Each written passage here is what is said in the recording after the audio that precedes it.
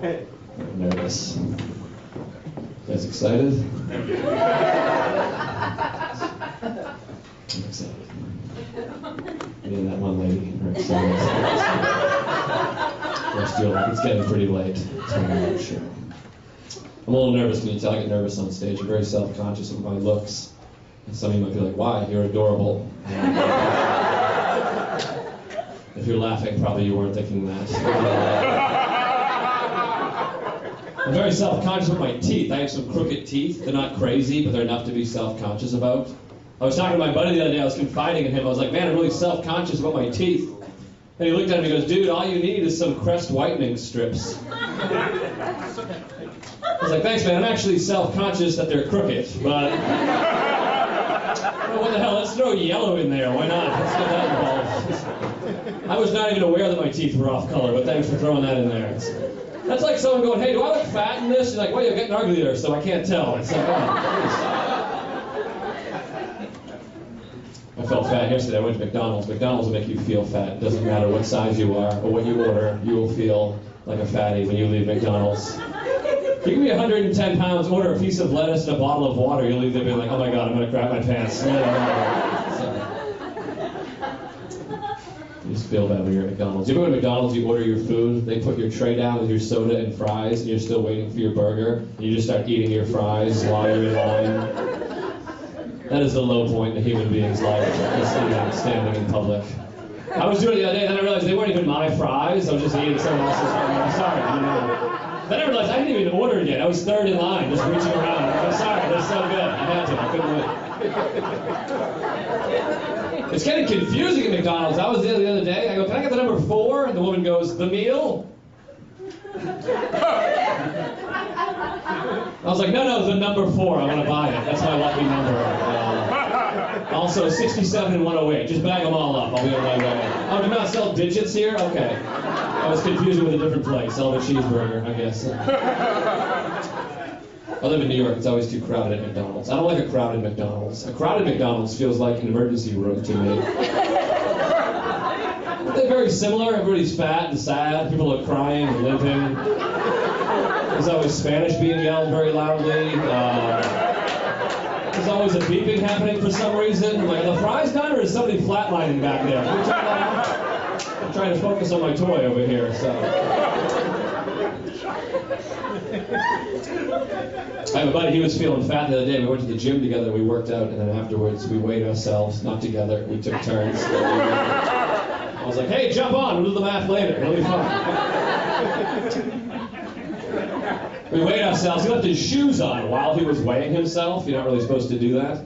He gets off the scale. He goes, it says I weigh 210, but I left my shoes on. It's probably more like 204. I was like, hey, it seems like your shoes have a bit of a weight problem as well. Are those the new Nike denials that you're working on? Are you working on Dutch clogs? I don't understand where your shoes weigh 3 pounds each. It seems... I was like, why don't you take your shoes off, get a more accurate reading? He's like, well, I didn't feel like bending over. Well, that's not exactly a quote of champions you have there. I'm like, you don't weigh 210. You weigh too fat to take your shoes off for 30 seconds. That's your weight. Sometimes you feel fat. Sometimes you feel dumb, right? You ever try to read a book and the opening quote before the book even starts is too much for you to understand? I have real bad anxiety. I tried to buy a book about meditation. I opened that book. Page 1, it said, only that day dawns to which you are awake.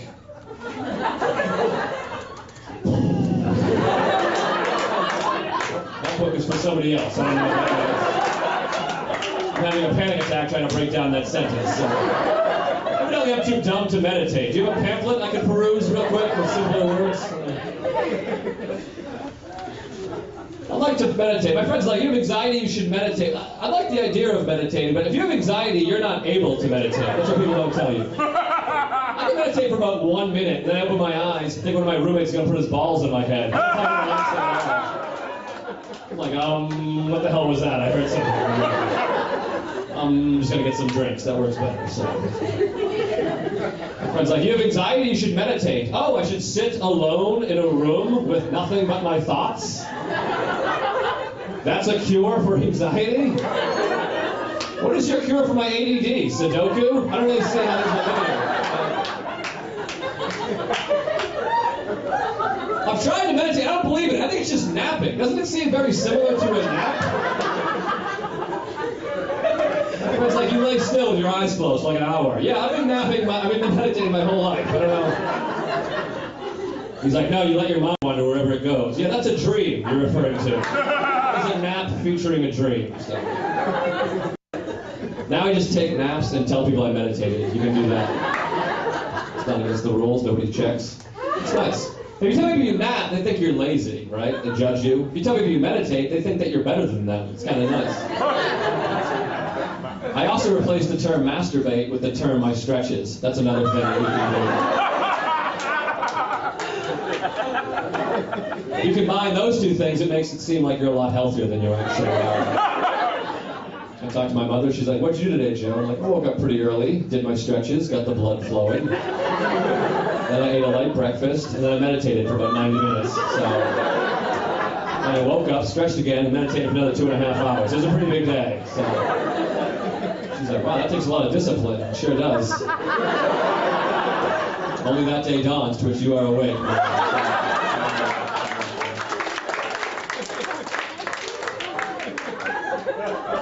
I have panic disorder too. Panic disorder, I don't know if anyone has that. Panic attacks, those are pretty brutal. If you've never had a panic attack, you don't care because you don't understand what it's like. My friend's like, what is that? A panic attack? What is that? You feel like you're going to die? That's it? I'm like, yeah, that's it. You just feel like you're going to die. Big whoop. I don't know if you know this. Feeling like you're going to die is the same as dying, except at the end, instead of dead, you're sad and embarrassed. It's actually worse. He's like, it can't do any permanent damage, can it? No, but crying in the fetal position on a first date can screw you up for a while. I try to do yoga. Yoga is supposed to help anxiety. I do yoga a lot. I like doing yoga. Yoga helps my anxiety after I'm done with it. I feel good, but during the yoga, that's like the most anxiety I've ever had. If you're not familiar, it's a very sexy woman, half naked.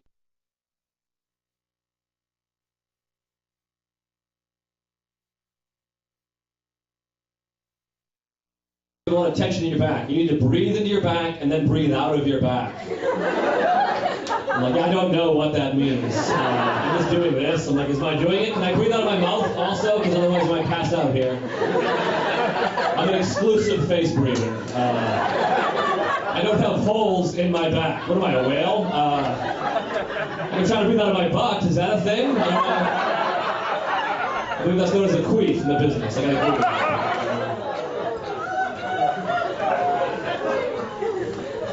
Kids give me anxiety. They give me a lot of anxiety. I don't know if you guys have kids. I don't want kids. I like kids, but I don't want my own. Right? They just give me anxiety. I like being an uncle. I'm an uncle. Being an uncle is better than being a dad. As an uncle, you can do this. I am too drunk to hold the baby. And that's completely acceptable. Nobody cares.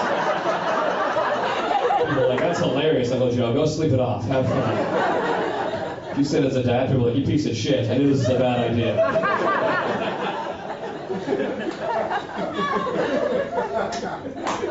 I have a little nephew who's a baby. The other day I was at my sister's house and we were having fun. We're drinking beers in the living room. We're a fun family. My nephew, he's sleeping down the hallway. He's taking a nap. I get up. I'm like, I'm going to grab another beer. Does anybody need anything? My sister goes, hey, while you're up, could you check on the baby? I was like, I don't even know what that means. She goes, oh, you know what I mean. Just go down there. Make sure he's still breathing and hasn't rolled out of bed. I'm like, wait a minute, is this your baby is dead down the hallway? What? That's your parental system? Periodically dispatch a relative to see if the baby has passed away? I'm like, could you check on the baby? Because I'm not sure how to come back here with possibly the worst news ever. I'm going to walk back into a party with a fresh beer. Hey!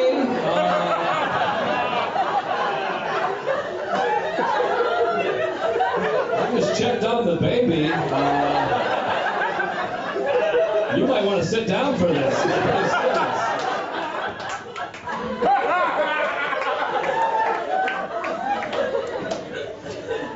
I like sex. I like sex, but I don't want kids. I like girls. I like small breasts on a girl. Anybody else? Small breasts? Have them? Like them? Anyway?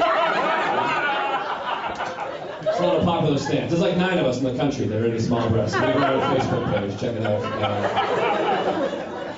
People think it's weird. My buddies are weird. They're like, what are you, like I'm small? What are you, gay? That's pretty gay. I'm like, I said breasts, not dicks. That would be gay. There's no size breast that makes you gay. And then everybody's like, you weirdo, you like them small? That's pretty weird. I'm like, well, I like them on adults. It's like I seeing a 9-year-old fat kid on a jungle gym in a tight t-shirt. I'm like, hey, check out the titties of that little fella. My uncle with his shirt off doesn't turn me on. I like small breasts accompanied by an adult vagina. It's not that weird. I like them for a reason. Small breasts stay good longer. They do. They're an investment. It's like buying organic milk. Better expiration date on the small breasts. Big breasts will go bad on you if you're not careful. You look pretty sweet for a while. You check the score of the game. You come back like, we're over here now. Come on, big breasts. Straight up and fly right, would you? The small breasts stay good forever. They're like, we're right here, right where you found us 10 years ago. We're going to go for the next 20 as well. So.